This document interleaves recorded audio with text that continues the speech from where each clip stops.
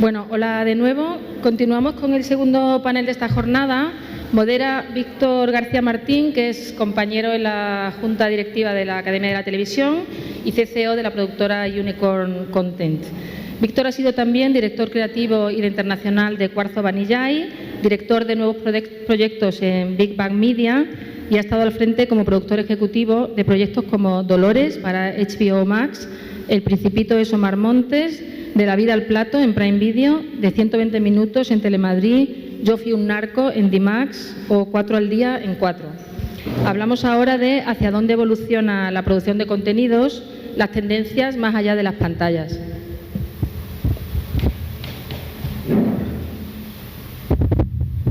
Bueno, muchas gracias a todos, gracias a la Academia por organizar esta jornada alrededor del metaverso.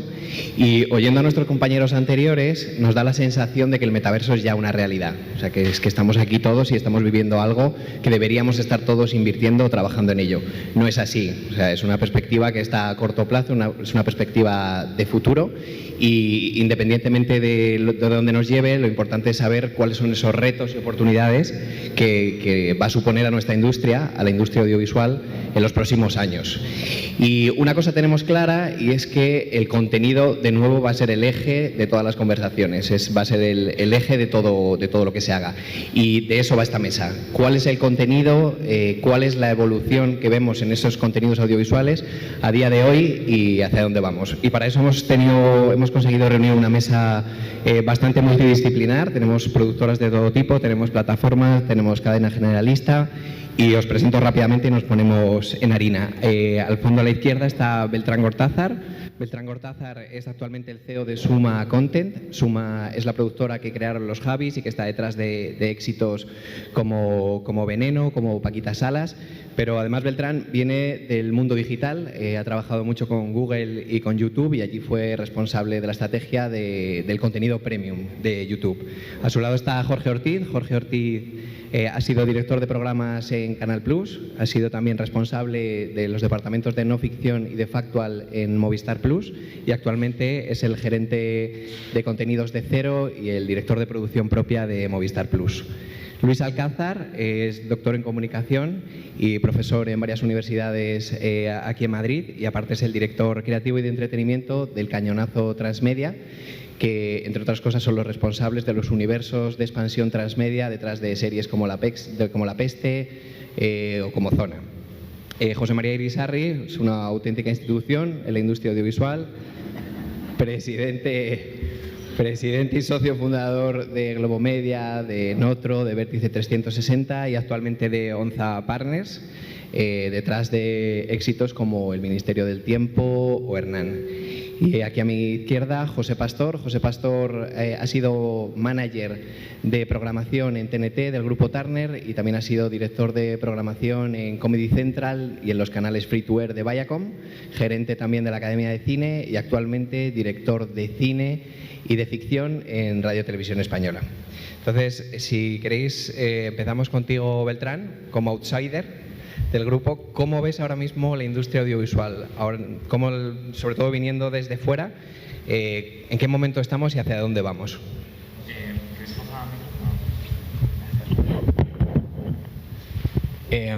Bueno, buenos días, muchas gracias.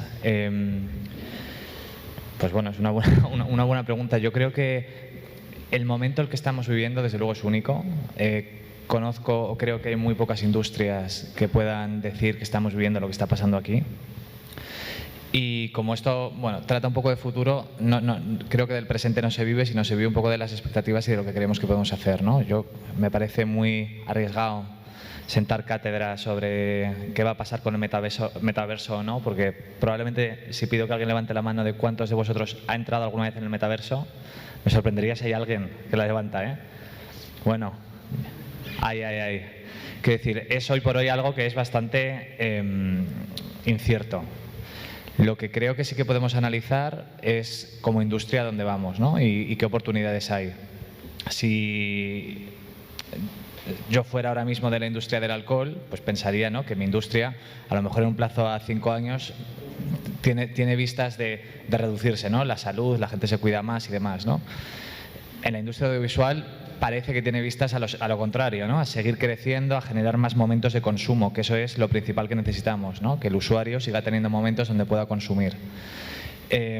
Y aquí, reflexionando un poco sobre dónde podrían estar estos momentos, yo creo que sin entrar en el metaverso puede seguir habiendo momentos donde el usuario consuma cada vez más contenido audiovisual. Por ejemplo, el tema de los coches sin conductor, que esto yo en la época de Google ya lo veía por el campus de San Francisco como algo totalmente normal. ¿Qué pasa con la gente que trabaja en Las Rozas, viene a Madrid todos los días a trabajar y ahora de repente va a tener 20 minutos al día para hacer algo que antes no tenía? Que eso puede ser consumir entretenimiento, contenido visual o jugar a videojuegos. Es decir, o por ejemplo ahora con esos famosos coches sin conductor, ¿qué pasa si no tienes coche en casa? ¿Qué haces con el garaje? A lo mejor ahí se puede generar un microcine o puede haber un espacio que antes no contábamos con él para poder consumir contenido, ¿no? Estos son, bueno, dos canas al aire, que decir que pueden ser cosas que sucedan o no, pero que son cosas que no parecen tan lejanas y que nos demuestra que sí que existe una oportunidad de incrementar el consumo del contenido o del entretenimiento, porque va a haber más momentos. Ahora, nuestro reto yo creo que está en que esos nuevos momentos que existen para que el usuario consuma contenido. Porque competimos contra otro tipo de redes sociales, videojuegos, un montón de industrias que pueden suplir lo que nosotros, desde el punto de vista de ficción o de entretenimiento, podemos dar al espectador, ¿no? Y creo que ese es el segundo reto. Bueno, el primer check está hecho, creo que la industria y el momento en el que estamos pinta bien. Ahora, para sobrevivir en esa industria y para seguir siendo relevantes, el contenido es el rey, como has dicho, ¿no? Yo creo que el contenido siempre ha sido la sangre un poco que ha vertebrado el sistema audiovisual y seguirá siéndolo, ¿no? Entonces, no perder el eje del espectador y de la calidad, por mucho que se incrementen las oportunidades de consumo y por mucho que se incrementen el volumen de producción, es lo único que nos hará probablemente seguir siendo relevantes, ¿no? Luis, voy saltando. A nivel de contenidos, lo que comentaba Beltrán, ¿qué cambios crees que nos puede suponer el metaverso? Tal y como se está hablando que es o que va a ser, a nivel de contenido audiovisual, ¿qué cambios nos puede conllevar? Perdón. Bueno, a ver, nosotros, y cuando digo nosotros, perdón, hablo del equipo del Cañonazo, que somos como una especie de colectivo de gente rara que se siente outsider en todos los sitios, porque hacemos muchas cosas. Nosotros tenemos la perspectiva, por eso tenemos ese apellido transmedia, ¿vale?, de relato transmedia. Esto lo que significa es que entendemos que los relatos pueden fluir por distintas plataformas y distintos medios, pero aprovechando lo mejor de cada uno de esos medios, ¿vale? Si nosotros, por ejemplo, hacemos la expansión transmedia de Vota Juan y queremos que haya conversación en tiempo real con el público, diseñamos, como se hizo, la cuenta de Twitter de Soy Juan Carrasco y lo convertimos en un influencer, ¿no? Porque entendemos que esa es la parte mejor de nuestro protagonista y la mejor plataforma para hacerlo. En cuestión de metaverso, nosotros lo que entendemos es que tiene un poder inmersivo, y eso lo que significa es que es un gran recurso para mantener la atención en ese entorno competitivo que estaba diciendo Beltrán. Nosotros estamos compitiendo con redes sociales, la televisión compite por el tiempo, y no solo por el tiempo, por la atención, ¿vale? Es decir, el tiempo es un bien escaso, ¿no? Es decir, tenemos 24 horas al día, no nos dan horas extras en el día y tenemos que competir por ese tiempo, pero dentro de ese tiempo tenemos que competir por la atención. ¿Cuántas personas de las que están ahora aquí están a la vez con el móvil? Claro, estamos repartiendo, es decir, gracias por venir aquí, estáis físicamente, pero estamos repartiendo la atención entre nuestro dispositivo móvil con conexión a Internet y lo que está ocurriendo aquí físicamente, ¿vale? Lo que nos va a otorgar el metaverso es un gran poder inmersivo y, por lo tanto, nos está captando la atención. Durante el tiempo que estemos en metaverso, es decir, tenemos ese gran poder inmersivo que no lo tienen otras redes sociales. No podríamos estar a la vez haciendo otras cosas. También, una de las cosas que se ha estado hablando antes, Beatriz de RTV Play, la personalización, el hecho de que podemos permitir que el usuario tenga tan alto su poder de personalización que cree su propio avatar y que cree su identidad digital, ¿vale? Es decir, la identidad es uno de los grandes rasgos también del metaverso. Si me buscáis no me vais a encontrar porque es decir, mis avatares van a ser totalmente distintos. O sea, tengo un avatar con pelo, ¿vale? Es decir, con pelo azul para más señas y vestido del uniforme de Lil Nas X en su vídeo Industry Baby, ¿vale? Porque soy fan. Entonces me vais a encontrar así, no me vais a reconocer. Estoy creando mi propia identidad. Y ese gran poder de personalización también, es decir, también va a ser una de las bazas. Entonces los contenidos que nosotros hagamos, ¿vale? Y yo creo que es como que tenemos una gran voz para hacerlo toda la gente que venimos de tele. Yo estoy haciendo ahora muchas cosas, pero yo he estado muchos años trabajando en televisión. Aunque no seamos expertos, tenemos un gran poder como narradores de historias y como generadores de relato y generadores de franquicias. Y yo creo que que tenemos que emplear ese gran poder que tenemos y aprovechar esas virtudes del metaverso. Y no me quiero extender porque, como ha dicho, soy profesor universitario y podría estar aquí largando 1 hora y me callo. José María, estábamos hablando desde una perspectiva casi de futuribles, ¿no? Pero a día de hoy, ¿cuáles son los obstáculos que se está encontrando nuestra industria? Ya no digo a medio plazo, sino a día de hoy, ¿qué obstáculos se está encontrando la industria audiovisual y cómo se pueden vencer? Bueno, muy buenos días. Muchísimas gracias por esta invitación. Como bien y con mucha generosidad, Víctor me ha presentado como una institución de viejo. Claramente soy una institución vieja y con mucha generosidad me ha llamado institución, en lugar de llamarme viejo. Gracias, Víctor. Estoy encantado de estar aquí. Realmente cuando me invitaron, tanto Beatriz como Joana, acepté la invitación. Yo indudablemente soy el que menos sé de metaverso de todos los que estamos aquí. Lo que sí tengo es una experiencia y tengo una pasión por el contenido. Entonces me parece que reflexionando sobre todo lo que significa el metaverso, del cual he leído bastante, me cuesta bastante entenderlo, tengo algunos chips identificados, pero me hace reflexionar. Yo creo que la transformación fundamental que va a significar, lo que no sé es ni cuándo ni cómo. Lo que sí sé es que la tendencia es que nos vamos a convertir de contadores de historias a facilitar al que ve esas historias vivirlas. Entonces, es un storytelling frente a un story living, podríamos decir. Ahora, si me preguntáis, ¿y cómo las vamos a vivir? Pues yo creo que ninguno lo sabemos. Yo creo que las podemos vivir con el avatar que decía Luis, la podemos vivir en el tiempo que nos ahorramos, las podemos vivir de diferentes maneras. Eso es lo que nos va, yo creo que a dar la evolución en el tiempo y nos va a permitir detectar cuál es la comodidad. Hoy ninguno tiene gafas en su casa, ni tiene posibilidades de entrarlo, ni hay, no hay medios técnicos. Por lo tanto, en síntesis, considero que la narración seguirá siendo, el contenido basado en narración y en contar historias que emocionen, seguirá clave, es decir, ha sido clave, es y seguirá siéndolo. No va a ser diferencial. El diferencial va a ser la tecnología, que nos va a permitir hoy, a mí que soy un apasionado de la televisión y un apasionado del cine, ver una historia que me gusta y que me emociona, el resultado es de fascinación. Me tiene que emocionar, que es lo más difícil para los que contamos historias, ¿no? Es lo más difícil. A priori, uno puede ver cualquier historia y si no te metes en ella no lo consigues. Si encima de emocionarme, encima de verla, puedo vivirla, ya va a ser la panacea. Ahora bien, no sé ni cuándo ni cómo. Esperemos ver cómo evoluciona la tecnología. A partir de ahí, pues se me ocurren reflexiones también muy personales respecto a la suerte que he tenido de participar en diferentes producciones. Y bueno, pensaba, pues sí, El Ministerio del Tiempo, que fue una serie producida por nosotros, o Médico de Familia, que fíjate, se han pasado años, ¿no? O Compañeros, porque al final hoy vemos historias de policías. Hace muchos años hicimos historias de policías, o sea, historias profesionales, y muchas veces es un tema que cuando dicen, no, ¿cuáles son las tendencias? Pues las tendencias las creamos entre todos, pero no los crean los directores de contenidos de las cadenas de televisión o los que compran. No, los que compran miran y aprenden de los que estamos en la calle todo el día y leen lo mismo que nosotros leemos todo el día. Por lo tanto, no marcan tendencia. La tendencia la marca el propio mercado y lo marcan los propios profesionales que estamos en el mercado. Con lo cual, muchas veces preguntan, oye, ¿qué estáis buscando? No saben qué están buscando. No lo saben.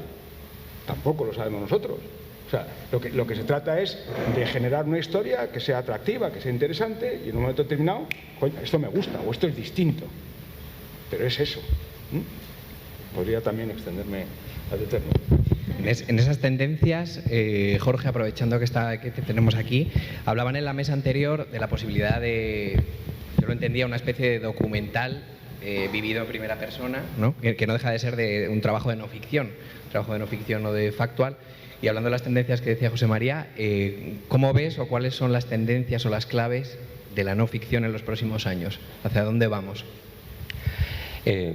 Por una parte, yo no soy ningún gurú de la televisión. Del futuro conozco tanto o menos que los que están aquí, y sobre todo en un momento en el que los cambios ya no suceden de año en año, sino suceden semana a semana, y la industria, estamos en un momento apasionante en el que todo va cambiando muy rápidamente.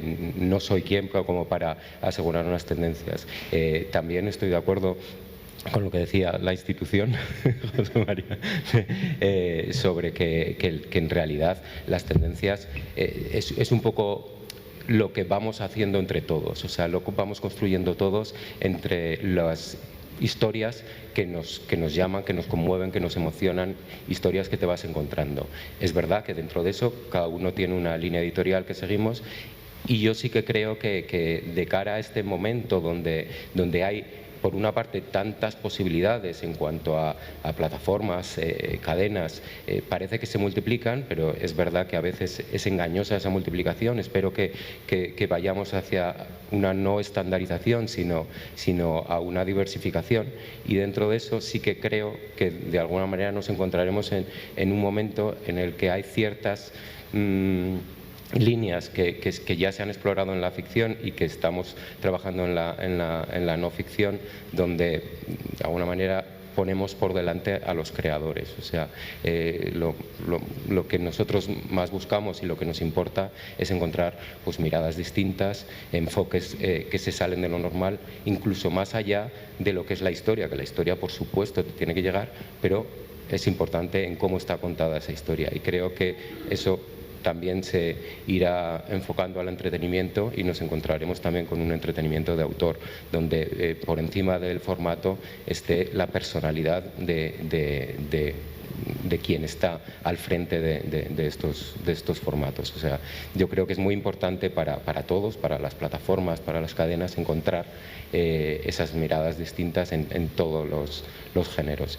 Y también creo que de alguna manera que poco a poco, y después de muchos años donde parece que el mercado, sobre todo en estos últimos 2 años, donde todo se ha ralentizado un poco, ¿no? Los nuevos formatos, y donde llevamos mucho tiempo arrastrando grandes formatos del pasado, pues creo que en eso, pues por una parte, estamos en un momento donde tendremos una hibridación de géneros, donde se mezclarán mucho los géneros, y ya lo estamos intentando y haciendo, y creo que hay que incluso arriesgarse un poquito más y probar y equivocarse para poder de alguna manera con eso pues ir hacia un futuro, ¿no? Porque si no nos quedamos anclados un poco en lo que siempre más o menos tiene éxito, y ahora mismo eso no es suficiente. Creo que hay que romper un poquito más.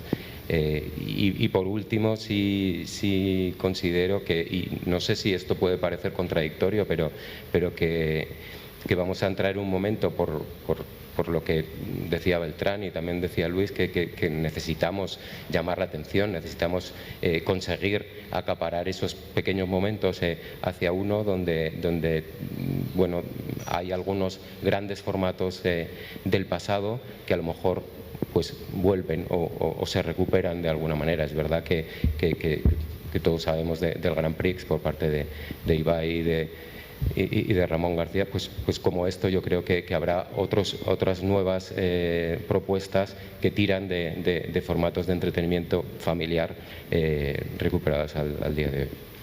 Luego hablaremos de Ibai porque me interesa también saber vuestra opinión. Y 3 patas, ¿no? Me quedo con de tus apuesta por los creadores, que creo que es algo que ya se lleva haciendo en ficción y es verdad que cada vez más se está haciendo en el mundo del non-scripted. Esa hibridación y esa búsqueda también de la atención, que al final, hablando del metaverso, no deja de ser también lo mismo. Peleamos, como decía Luis, por la atención, por los minutos de la gente que quiere consumir entretenimiento con nosotros desde el audiovisual y no con el metaverso, en este caso. En claves de ficción, José, ¿te atreves? Bueno, buenas a todos. Es un placer estar aquí. Si me atrevo a dónde vamos o cuáles pueden ser las tendencias. Comentaba Beltrán, ¿no?, que esta industria está cambiando mucho y es absolutamente cierto, pero no me acuerdo dónde comenté que realmente esta industria nunca ha dejado de cambiar, ¿no? Ya en el año 1975, esto también lo he contado alguna vez, Spielberg saca la película Tiburón, de repente los estudios de Hollywood cambian su percepción sobre el cine y empiezan a fijarse en esas películas que Roger Corman llevaba haciendo años atrás. HBO, en el mismo año 75, comienza sus transmisiones vía satélite y Sony presenta Betamax y aparece una nueva ventana que es el home video. Todo eso aparece en un año, ¿no? Los estudios de Hollywood cambian en su forma de hacer cine y vemos nuevas ventanas y surge todo a la vez. Ahora estamos cambiando también un montón y aunque tal vez menos, y los que lo han cambiado principalmente son las plataformas, ¿no? ¿Qué es lo que han conseguido principalmente? Romper la barrera del idioma, lo cual es una gran noticia, sobre todo para nosotros, porque tenemos 400 millones de hispanohablantes, ya éramos una potencia en ese sentido, a nivel idiomático, y ahora de repente parece que podemos alcanzar cualquier otro mercado. Y luego también la forma de consumir, ¿no?, el contenido, como dicen, ¿no?, el anywhere, anytime. Entonces creo que ahí hay que adaptarse y ahí es donde está la tendencia. Y precisamente la tendencia, yo creo que lo decía muy bien José Mari, está en no buscarla, ¿no? No podemos saber cuáles van a ser las tendencias, es la población la que nos lo dice. No debemos tener un algoritmo para pensar las tendencias. Los contenidos, para que triunfen a nivel global ahora mismo, tenemos que pensar en local, ¿no?, que es lo que vemos que están haciendo. Y lo que vemos los que tienen esa estrategia internacional, ¿no? Nosotros en Televisión Española nos dirigimos principalmente a nuestro país y también tenemos el canal internacional que tiene cierta presencia, pero me refiero a plataformas como Netflix, que además están muy coordinados a nivel internacional. Ellos no piensan en vamos a hacer una serie que funcione en todos los países, sino que en cada país se esfuercen en hacer una serie que funcione a nivel local y luego pasará a global, ¿no? La famosa palabra esta de glocal. Creo que eso lo tenemos que tener en cuenta. Y luego creo también que en una oferta tan abrumadora como tenemos ahora de contenidos, es importante cómo empecemos nuestra serie, los primeros minutos. Es importante que no las hagamos tan largas.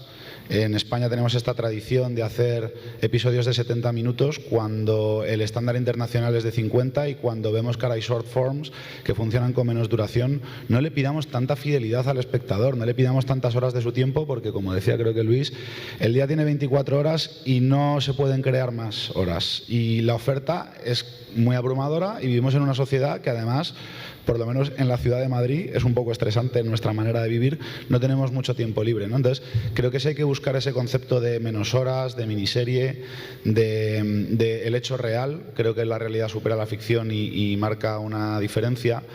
Luego creo también que las plataformas han cambiado la tendencia de producción, que eso es importante. No solo es el contenido, el formato del contenido, sino también el presupuesto, ¿no?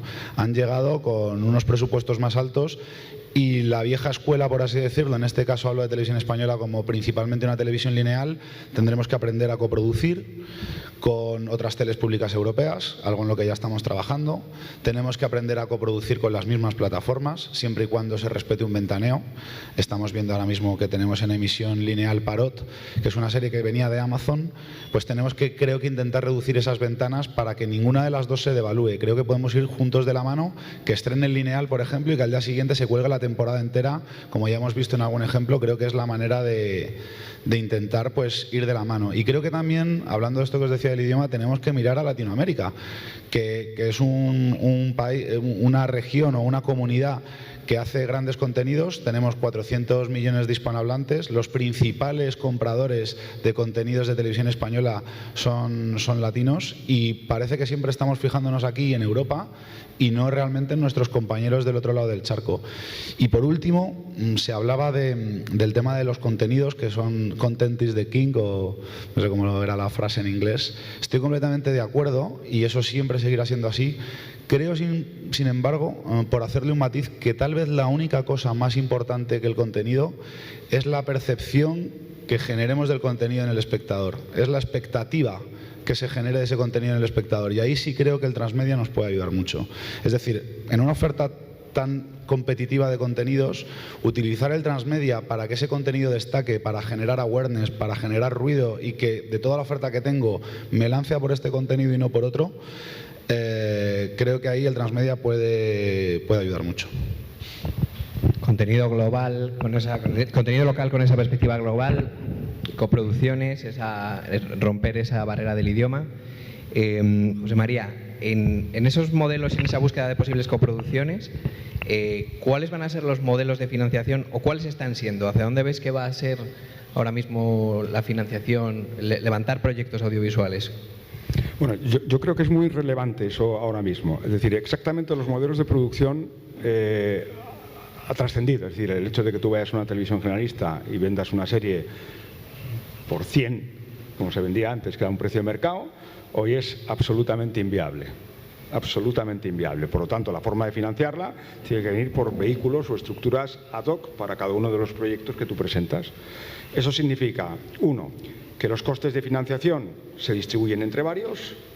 2, que los derechos se han de distribuir entre varios. Es decir, lo que no vale es pago menos y tengo lo mismo. No es posible. No es posible. Entonces, y 3, hay que buscar los beneficios institucionales a través de las deducciones fiscales y los vehículos que existen. Por lo tanto, son 3 herramientas perfectamente alineadas para que con un esfuerzo razonable se puedan hacer proyectos ambiciosos. ¿Vale? Ese sería uno de los temas como vehículos muy claros y muy concretos. El segundo aspecto que me parece relevante es el tema de la IP, que está como muy de moda. Es decir, estamos hablando de los contenidos actuales, los contenidos tal. Yo es que el domingo me fui a ver Top Gun. Probablemente muchos de los que estéis aquí no visteis la primera película, porque probablemente alguno no había nacido. Yo sí. Yo la vi y disfruté y me emocioné. Y me emocioné tanto hace 30 años como me emocioné el domingo. Con una diferencia. Y además Tom Cruise, impecable el tío. Parece que no envejece. Entonces, la música era la misma, actualizada, con acordes más modernos, distintos. Indudablemente la batalla y la tecnología era fascinante. Los aviones, no os quiero contar, con relación a lo que eran hace 30 años, lo que son ahora, ¿no? La historia exactamente igual, los personajes los mismos, las características las mismas, y qué casualidad, hombre, la película funciona como un tiro y recauda una barbaridad. Bueno, pues no pasa nada. Es decir, eso es una IP, pero es una IP como hay muchísimas IP que estamos detectando en muchísimos contenidos. Los grandes estudios están amarrando lo que tienen y poniendo en valor el esfuerzo que ha significado crear esa marca de ese potencial y la están trayendo ahora. Se han recuperado contenidos en televisión española de entonces. Por lo tanto, no es un tema de antes y un después, es un tema del cómo, es un tema de que al final las historias son universales. Joder, la Cenicienta es la Cenicienta y la mujer de, vamos, ¿cómo se llama la de Pretty Woman? Es la Cenicienta. Lo puedes contar de una manera o de otra y depende de quién la dirija. Puede ser la Cenicienta o puede ser una película porno con el mismo guión. Entonces, las historias son universales y permanecen a lo largo del tiempo, como historias. Y estos son algunos ejemplos. Y luego, como vehículos, son las características que a mí me parecen hoy relevantes y en la gimnasia en la que tenemos que entrar todos, los productores, las plataformas, porque es decir, esta fiesta de contenidos, de ya no saber qué ver, esto se va a acabar. O sea, esto se va a acabar de manera inmediata. O sea, aquí no se pueden estrenar el nivel que se estaba estrenando y el consumo que se estaba estrenando. Ha coincidido las plataformas, la explosión de los abonados, el tema de la pandemia y volvemos un poco a la vida normal. Es decir, el coste medio que cada ciudadano puede asumir respecto a estar de alta en diferentes plataformas, pues indudablemente va a caer, hoy es excesivo, según todos los estudios que he ido leyendo, y bueno, eso se regulará, y al final pues el mercado es el que es, y el pastel se tendrá que repartir entre los que son, y eso requiere ajustes desde todos los puntos de vista. Luego, además, existen pues ya modelos de negocio completamente distintos. No es lo mismo Amazon Prime que Netflix, por muchísimas razones. Pero sobre todo la fundamental es que para Amazon Prime no es, o sea, para Amazon Prime no es core. Esa es la diferencia fundamental, mientras que para Netflix sí es core, y si no crece no funciona, como los supermercados. Igual. No me quiero enrollar porque si no me caliento yo solo, ¿no? No, pero has abierto un melón muy interesante, que es el de Top Gun. Nos lleva a una cosa que comentábamos, Luis, el otro día, y es que si hay algo que la televisión hace como nadie es generar franquicias. O sea, todas las grandes franquicias tanto del entretenimiento como de la ficción que conocemos casi mundialmente han salido de la televisión o del cine. En ese sentido, lo que igual nos puede aportar el metaverso, lo que nos llega, es cómo podemos interactuar, ¿no? Cuál es la interactividad que vamos a tener con esas franquicias. Y aquí es donde igual está el caballo de batalla en el corto plazo. ¿Cómo podemos competir con nuestras franquicias en la interactividad que están pidiendo la generación Z o lo que nos viene a través del metaverso, por ejemplo?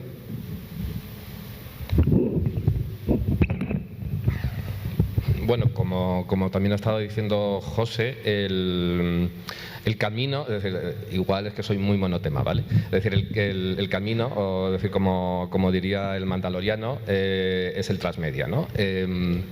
Es la manera que tenemos de destacar, y por eso el metaverso es una plataforma.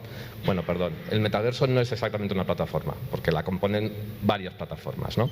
Pero es decir, pero sí que podemos aprovechar ese metaverso. Lo que estábamos hablando efectivamente es el otro día que estaba hablando con Víctor, era esa gran capacidad que tiene la televisión como generadora de franquicias.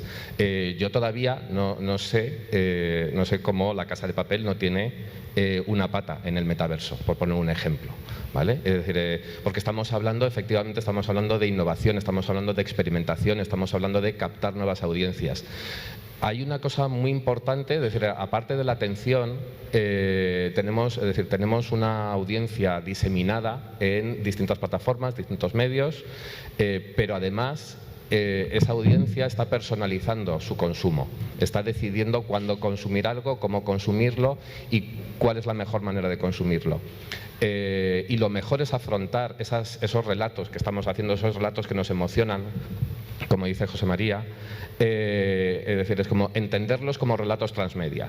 ¿Y eso por qué? Porque cuando nosotros nos enfrentamos a una miniserie o una película, vamos al cine o la estamos disfrutando en nuestra casa, vamos a contarla de una manera.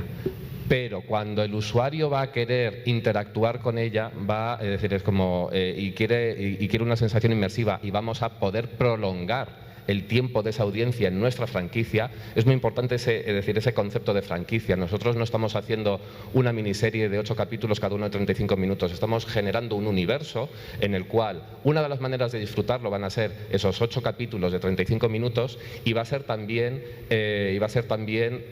igual voy a hacer mucha referencia a La Casa de Papel, yo qué sé, es decir, el juego de mesa de La Casa de Papel. También va a ser la experiencia inmersiva de ponerte un mono rojo, es decir, yo hablo mucho de mono rojo, me gusta disfrazarme, perdón. Es decir, es como la experiencia inmersiva para ir a vivirla físicamente. Pero la historia que me van a contar va a ser distinta, el enriquecimiento que voy a tener va a ser distinto. Tenemos que travestirnos un poco en cada una de las plataformas y entender cuál es la parte del relato que queremos contar.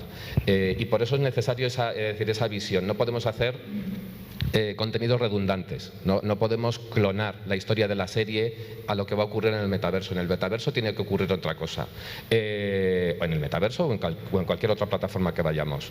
La interacción tiene que venir por la personalización, la interacción tiene que venir porque tú puedas vivirlo. Nosotros, es decir, ahí está Ángela Portaña, que de la frontera, con la que desarrollamos un juego de realidad virtual para la peste.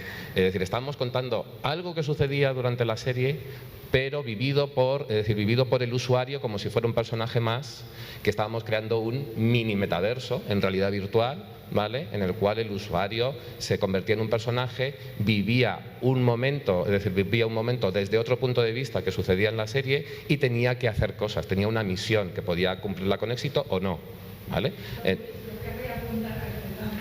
Por alusiones, Angélica Portaña, se la presento.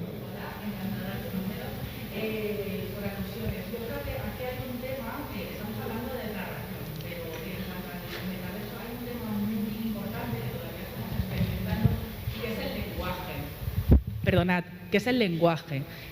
Primero, ¿cómo vamos a contar esta historia? A diferencia de los productos audiovisuales con los que normalmente trabajamos, tenemos al usuario / protagonista inmerso dentro de la historia. Entonces tenemos que dirigir su mirada. Aunque lo tengamos cautivo, muchas veces tendemos a pensar, ¿no?, que, por ejemplo, en este caso, trabajamos con gafas de realidad virtual. Como está cautivo, pues ya no tiene estímulos de fuera. Sí, no tienen estímulos de fuera.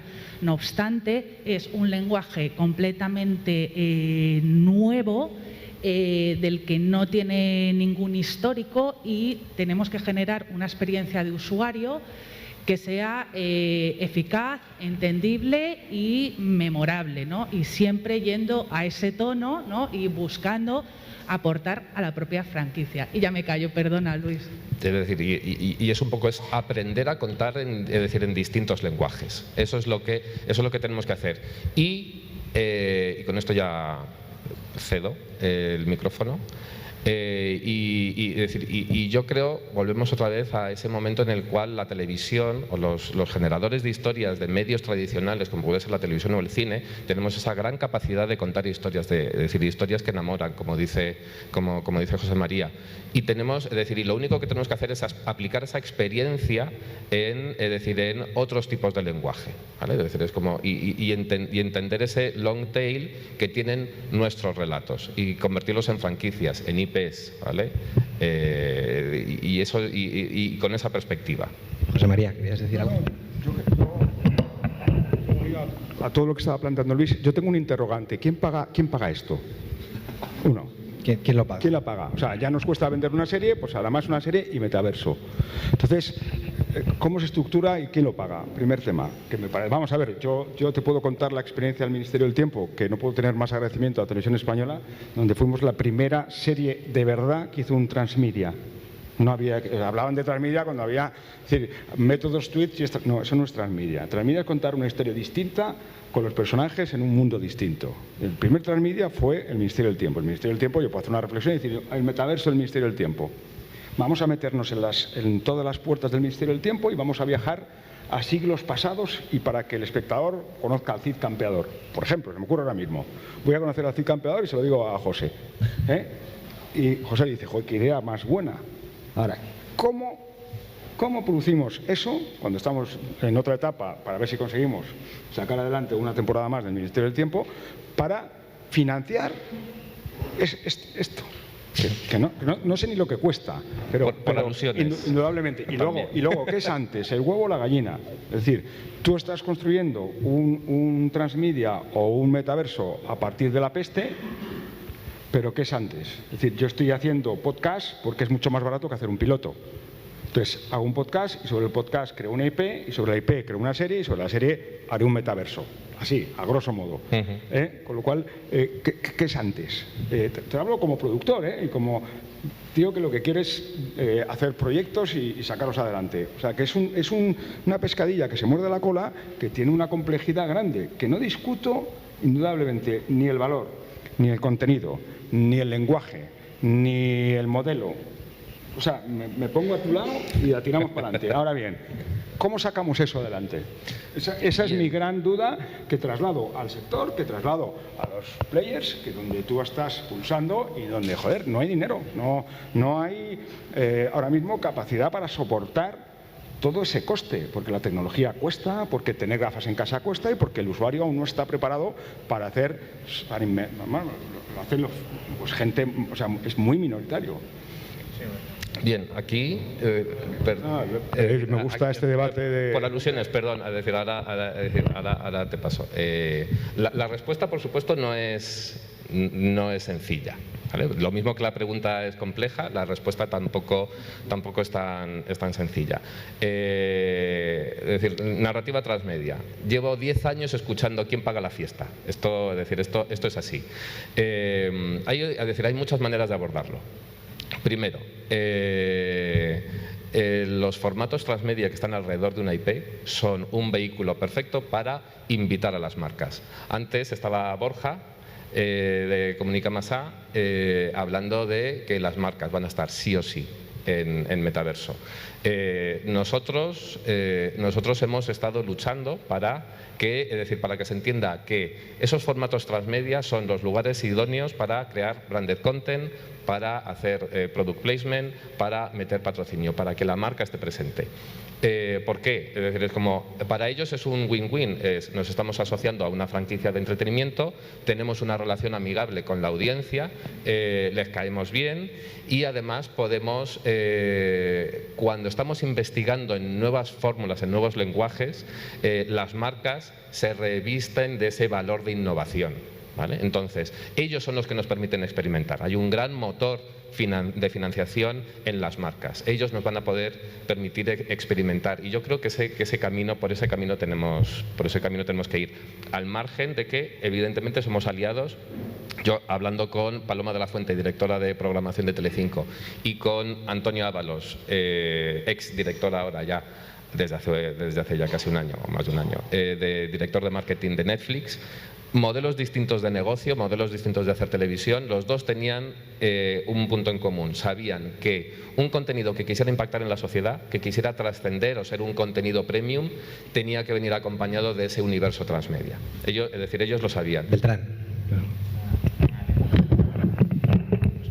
Respecto a lo de la financiación, que creo que era un melón muy interesante, creo que quien lleva financiando el contenido desde hace 100 años, que es el malvado señor de la publicidad. Ahora mismo el usuario no financia nada. La plataforma con más números de usuarios ahora mismo, que es Netflix, está en una situación de embolia. Y volviendo al modelo de la publicidad, la televisión del futuro mira la televisión del pasado, porque al final la realidad es que será la publicidad, en caso de que sea rentable para ese señor que tenga que invertir publicidad en ese sitio, quien acabará financiando la plataforma. Yo, por ejemplo, vengo de YouTube, éramos de las pocas plataformas entendidas como plataformas de contenido que se financiaba única y exclusivamente por publicidad.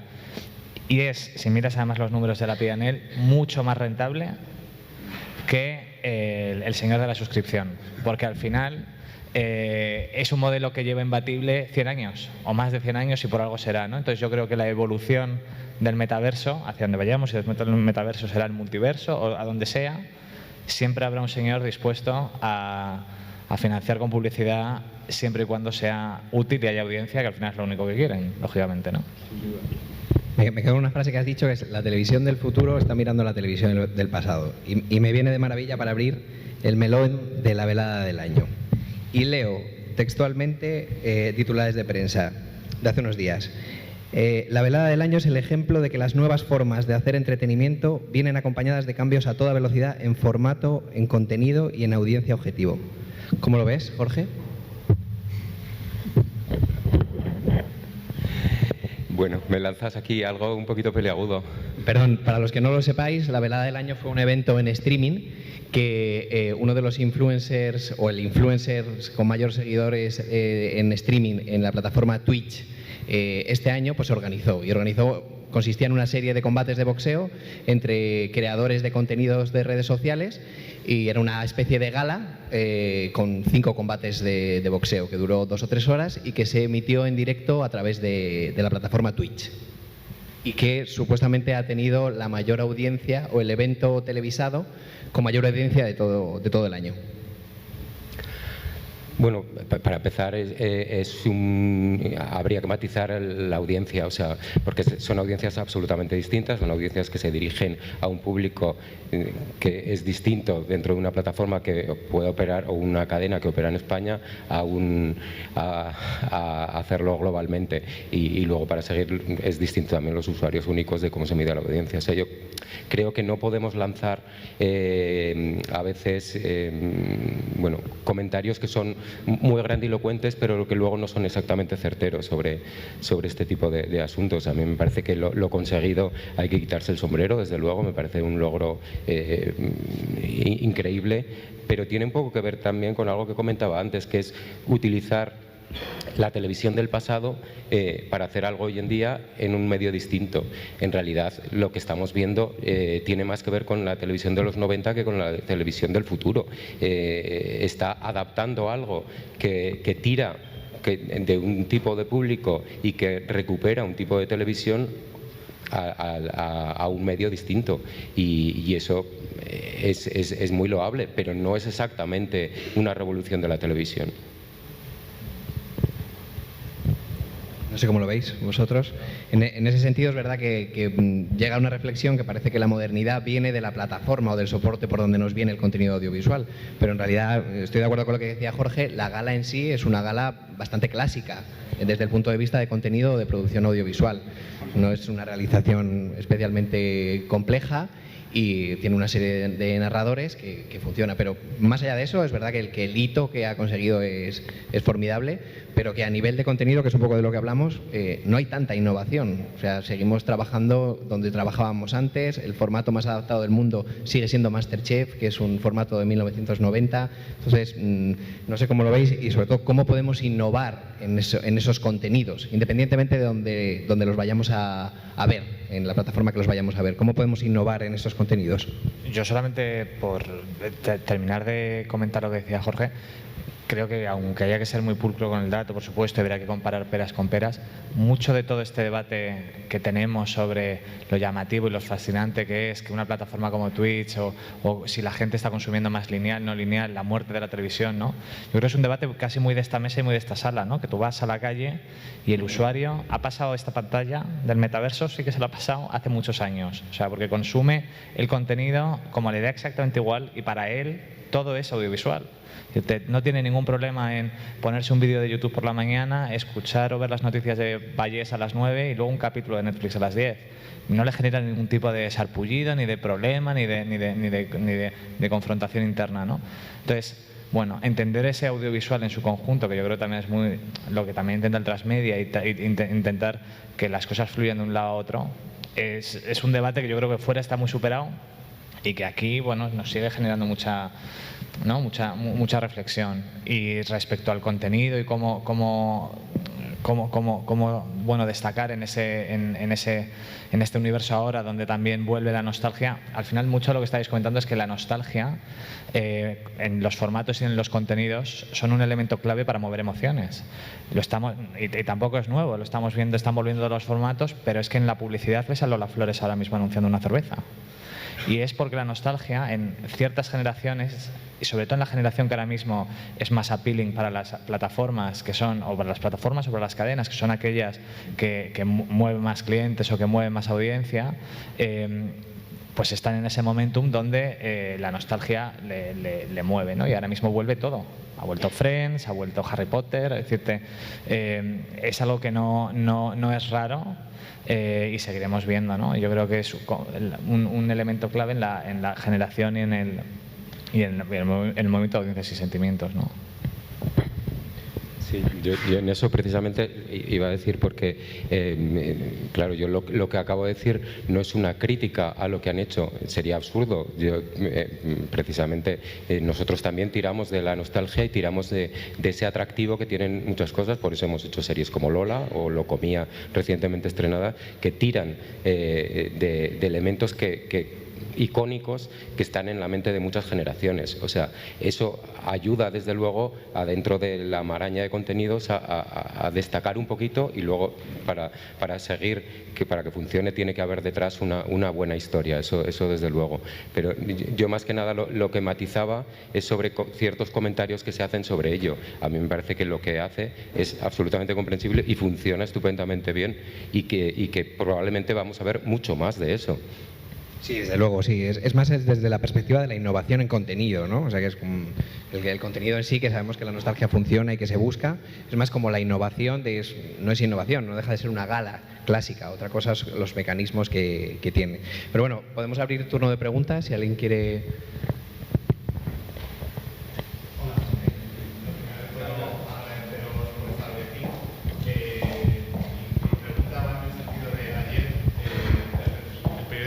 El periódico Bloomberg anunciaba que tanto Netflix, HBO, es decir, las networks de audiovisual, van a recortar drásticamente su financiación para hacer series, justo por la potencial recesión a la que vamos a estar abocados.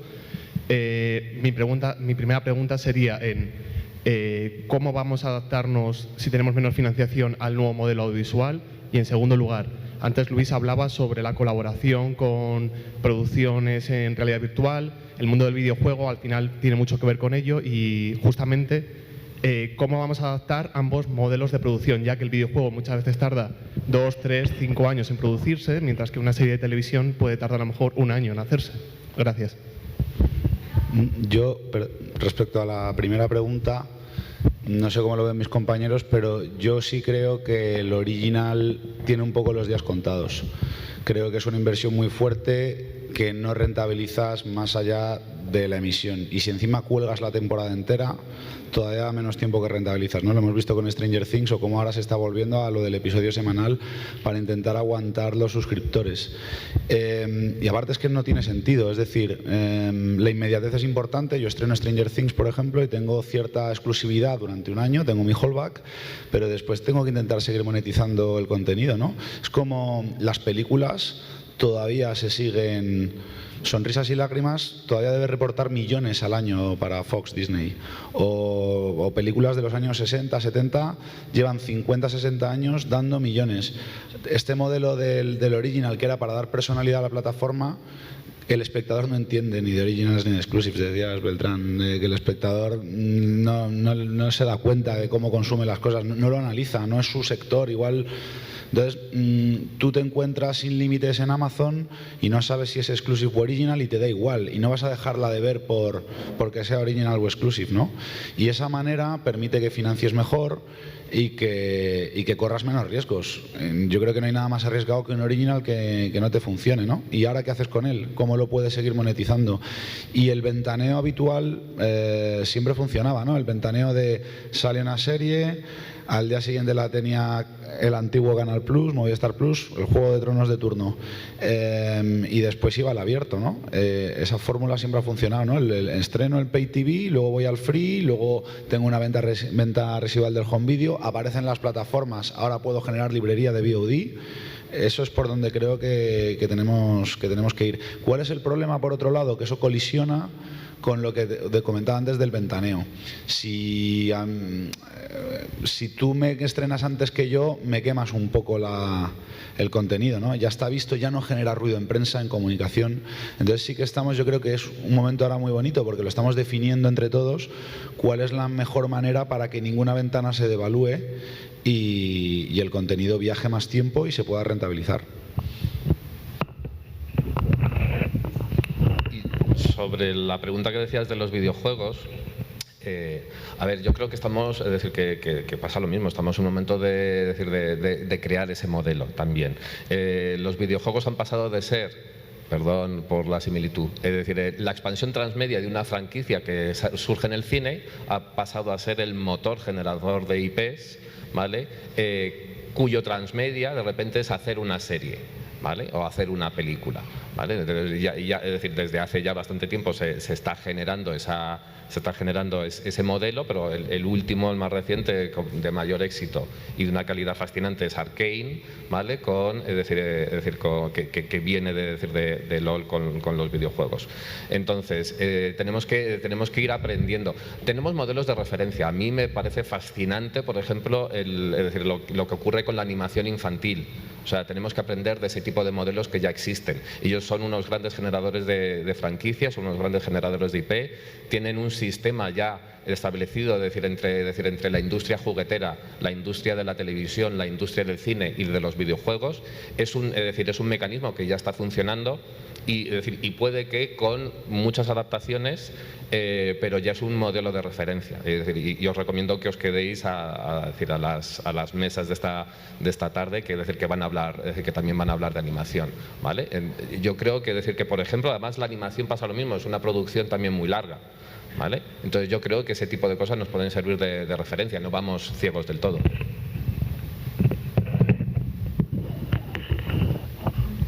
Bueno, pues yo creo que damos por concluida esta mesa redonda. Muchísimas gracias a... ¿Tenemos? Sí, pues tenemos tiempo, venga, adelante. Tengo una pregunta, perdón, lo siento. Se habla, perdón, sé que quieren conversar, pero se habla mucho de la web 3.0, ya que es como lo que se viene ahora. Y se habla también que no hay financiamiento, que nosotras somos creadoras y nos consideramos creadoras 3.0, estamos haciendo cosas de bajo costo, web series, estamos subiendo nuestro arte como NFTs. ¿Cómo podemos hacer que los creadores nuevos, esta nueva generación que sí está haciendo cosas, que no se queda quieto, que no quiere ser solo espectador, entre a esto que estamos viendo que es súper grande, pero que ya nos estamos metiendo? O sea, ¿cómo podemos llegar a ustedes? No, o sea, sabemos que tenemos que presentar proyectos, pero al final la burocracia y todo eso, ¿nos escuchan? ¿Estamos siendo escuchados? Porque al final la web serie yo la voy a grabar igual con mi móvil. Igual me voy a ir al festival de web series a mostrar lo que estoy haciendo. Igual voy a hacer mi propio transmedia. Entonces, ¿cómo podemos unir a toda esta nueva generación que tiene ideas súper buenas y juntarlos a todos? Porque la web 3 trata de eso, de inclusión, de descentralización, de que el blockchain, el usuario tiene el poder. Entonces, ¿cómo podemos entrar? ¿Qué nos ofrecéis? Para saber si queremos entrar también, porque podemos seguir haciéndolo. Eso, gracias. No, yo me lanzo, Vamos a ver, lo que a ti te está pasando, que yo te digo qué suerte tienes. Cuando yo empecé hace 33 años, había 2 puertas, ahora tienes infinitas.